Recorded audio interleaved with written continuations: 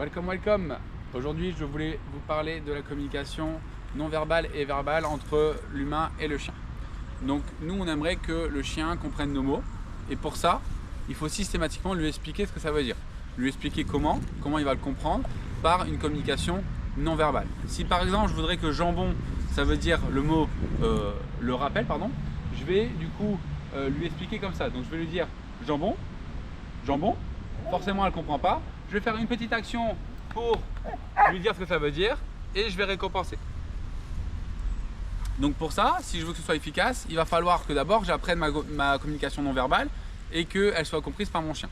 Donc là, on va s'entraîner à faire ça. On va faire 20-25 codes où on va essayer de faire des codes différents à chaque fois en utilisant que notre gestuelle, que notre corps. Pour ça, on a une technique que nous on utilise qui est assez simple. C'est qu'on fait comme s'il y avait une ficelle entre son museau et ma main. Donc en gros, si je veux lui apprendre à dire non, je pourrais lui apprendre en fait à dire non en utilisant la ficelle. D'accord? Donc on va faire ça, on va faire une vingtaine de codes comme ça. Donc le premier, on va faire un debout par exemple.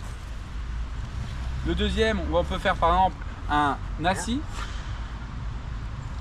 Le troisième, on peut faire par exemple un couché.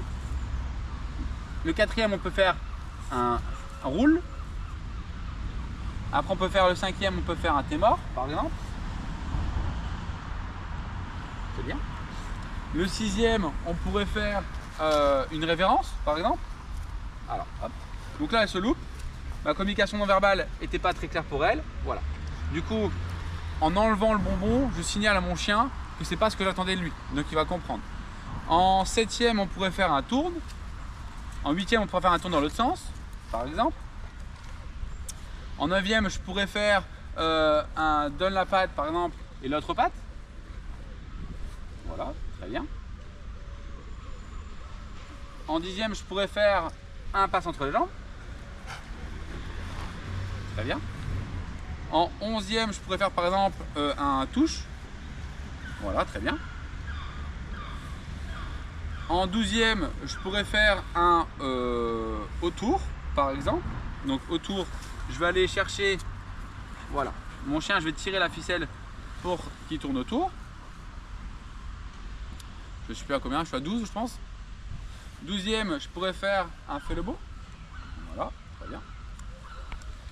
13e, je pourrais faire un rappel.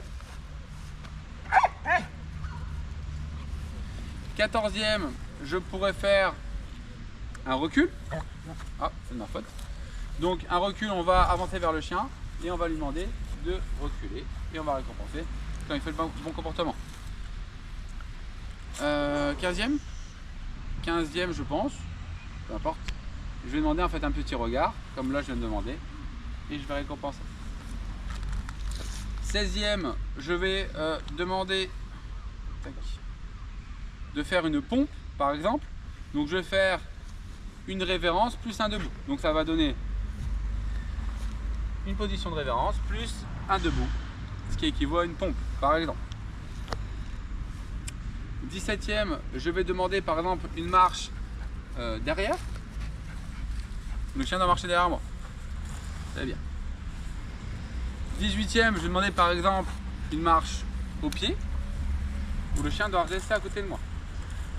Et je récompense. 19e, je vais demander par exemple une position statique, où le chien doit rester en pas bouger.